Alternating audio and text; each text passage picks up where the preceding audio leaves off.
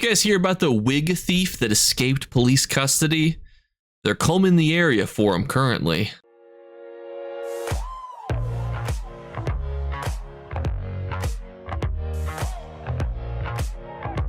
What's going on, YouTube? Today we're going to break down the event schedule for all the upcoming events all the way until late June of 2025.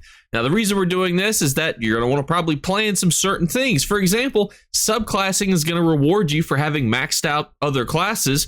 So what better way to plan around that than an experience boost mini event, or squeeze it in at the end of the anniversary event that we currently have going on? What's this Crime Way event about? What's the Zeals of Zenthar about?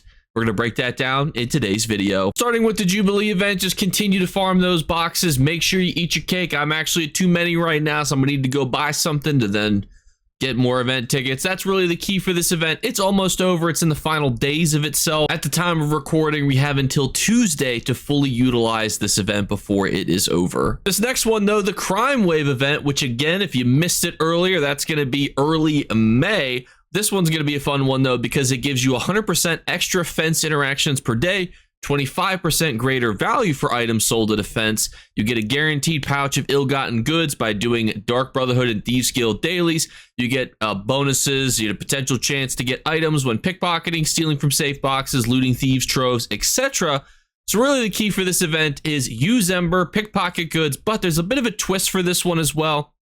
The actual pouches of ill-gotten goods have a higher chance to drop the more of a criminal you are. So think 10,000 bounty, 50,000 bounty, 100,000 bounty. When you have a higher bounty by continuing to do more crime, whether it's pickpocketing, troves, etc., you're going to be getting more of these pouches. And the reason you want to get these pouches, you can get sellable items, which grant people Ledgerman XP, which people are going to want to purchase. A potential 1 million gold bounty pardon, which is just a really cool item to own. Sellable contraband, any furnishing normally obtained through theft, which can be some pretty big ones. New furnishings, these are unconfirmed, but they're a bunch of coin piles, which will be absolutely awesome because that's really cool, and some Dark Brotherhood and Thieves Guild consumables. So overall, really profitable to do this. I don't know how much you can scale that. I don't know if you could go infinite, like if you have a 50 million gold bounty, if all of a sudden you're getting additional items, out the wazoo, or is it capped at like 100,000 bounty? But basically the key to this event, we talked about it yesterday, so I'm not going to go into too much detail because that video was like 20 something minutes long.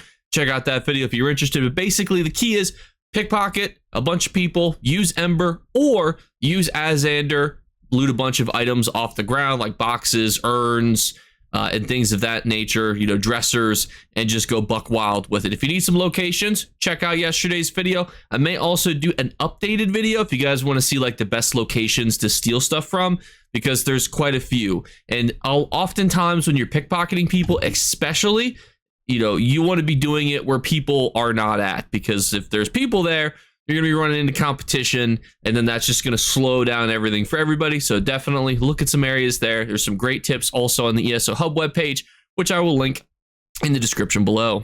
Thankfully, this next one is very straightforward. Late May Experience Boost mini event. Now, this might come as a shock, but what it does, it gives you a 100% passive XP bonus, which stacks again with everything. If you want to use scrolls, if you want to use XP potions, feel free to do so. They will stack, giving you bonus experience. Now, why you may want to do this is you might want to start leveling up some classes, especially if you're into the support role nature of things. If you've, notoriously been using like a warden or a necromancer tank, support classes are probably going to start pulling from things like the Arcanist class. You might want to level up one of those bad boys.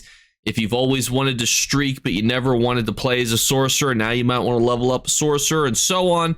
So definitely have that thinking in mind as you go into, the next update, which is going to be in the middle of June. So that's where we're going to have update 46, which will be a huge update with subclassing. So use this time, in my opinion. And again, we don't know exactly how long this is going to be. Just make sure you have all the classes that you want to have maxed out. Getting to level 50 is not super hard. You can check out my XP guide below. And when there's 100% XP, you can pretty much do literally anything. Oh, you want to do Alakir Desert Dolmens? Boom. Deshaun Dolmens? Boom. Black Rose Prison farming, Sky Skyreach farming and so on, Spellscar farming, zombies farming, and Alakir. You could pretty much do anything. You could probably run around and kill monkeys inside of Auradon if you wanted to and get decent XP. You don't have to stress about it, but I would recommend using this time period to get those classes leveled up. And I will do a dedicated video if there's interest on different types of classes that you may want to own if you want to do certain playstyles, because now you want to take invisibility from a Nightblade and slap it on a DK, you're going to be able to. Next up is the Zeals of Zenthar event. For those of you who remember, that is going to be late June. Now, this event is pretty important for the ESO economy because a lot of things happen during this event. So not only do you get in crafting inspiration increased by 100%, you also get a whole bunch of random mumbo jumbo. Way shrines are cheaper, repair costs are cheaper, vendor prices across Tamriel are cheaper, including static vendors, including rotational vendors like our weekly vendors, our weekend vendors, all cheaper. You'll be able to get vendors that are cheaper for alliance points, Telvar, etc., etc. Even houses are cheaper that you can purchase from the open market are going to be cheaper. And importantly, too, there are 3 event tickets that you can get for this one. You have to do a daily quest, but what's really nice about that daily quest, it gives you tons of options.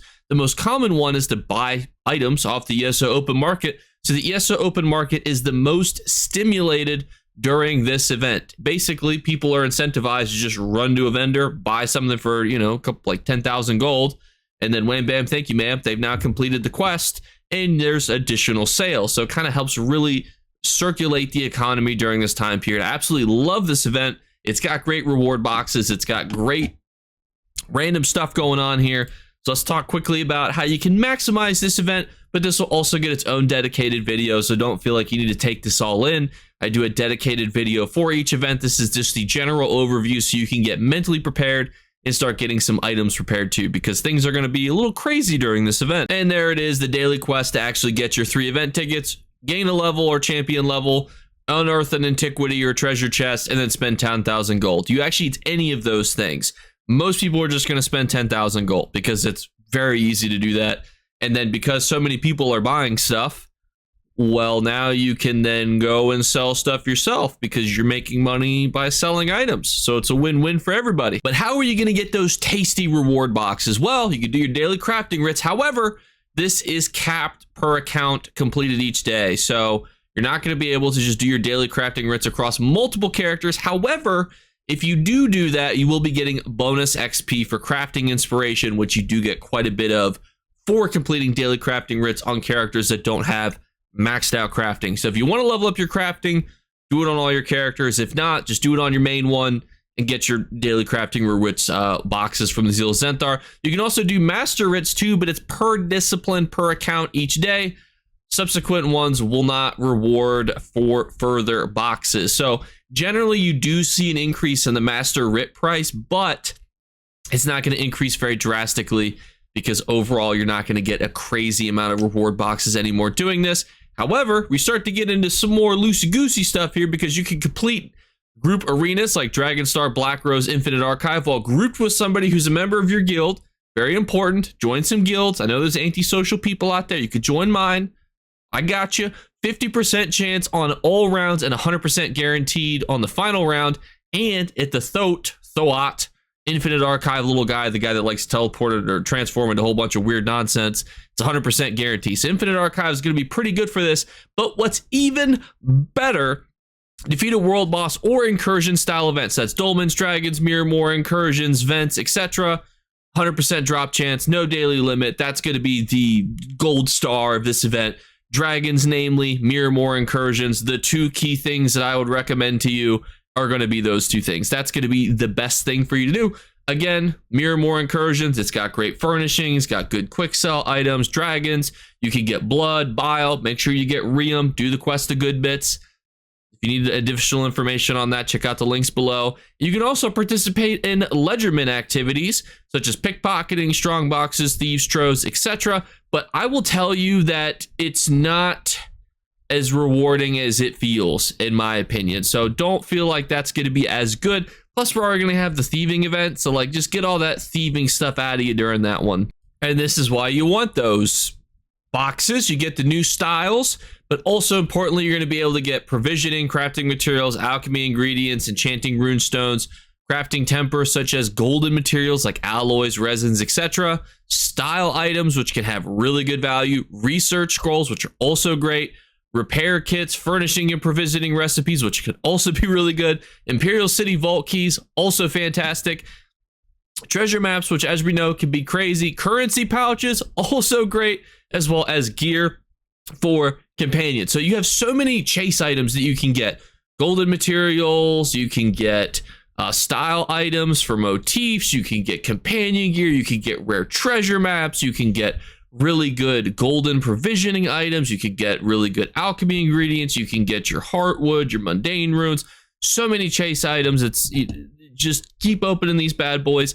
Overall, the new style looks interesting. I don't necessarily know how well this is going to sell, but we're also going to be able to start getting the fragments for the personality.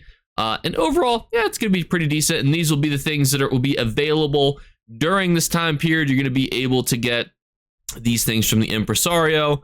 And then you'll also be able to get some of the other previous items from Phyllis.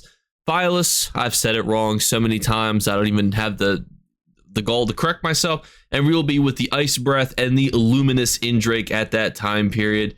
And overall, I think this one's got some pretty decent rewards to it. Is it as good as the Jubilee event? It kind of depends. Like, I think it's really great if you're like an economics player like myself. You guys see me in Mournhold all the time. That's because that's where I hang out. And the bank in Galen. The Galen bank, even though I'm in the High Isle bank, don't judge me, is where I spend most of my time because it's my happy place, you know? It's like Mournhold is like going to Target or your local retail store, you know, it just feels great to be there. It's bright, it's vibrant, they got decent deals. For those of you who don't know, I actually have the greatest tip for you alive. You just can't do this if you live near me. Target sells steaks at a ridiculous markup. So oftentimes they'll go all the way up to 75% off. I bought 16 steaks one time at 75% off. It was like $2 for premium steaks. So I was fantastically happy about that. So even in real life, I bring the economics tips. I don't know where I went with that, but we're here. So everyone, thank you guys so much again for watching. As always, we're doing our 3 giveaway drawings. All you need to do to enter is leave a comment in the comments below. Tell me anything and leave a like on the video, please. Second thing is just make sure you're subscribed. We are less than 400 subs away from 30K subs, so please hit the subscribe button. And the third thing is look for a hidden word to be flashed upon the screen. If you're the first person to find and comment that word, you will win. It is not on this video. I'll tell you that for free, but I will tell you that it will be released this week. So keep an eye out for it. And as a general recap for our events that are coming up, finish the Golden Pursuits. Make sure you're wrapping up all the stuff for the Jubilee event, spending those event tickets, because if you're me, you're constantly getting capped out out of them. Use the Crime Wave event to get yourself easy gold. Build up a bounty before it starts, and then you can start getting those reward pouches a little bit easier. Use a character that you don't plan to take into a major city for the foreseeable future. XP boost event, I'd level up some characters. Make sure you got at least a 1 Warden, 1 Sork, 1 Necromancer, 1 Templar, 1 Arcanist, etc., etc.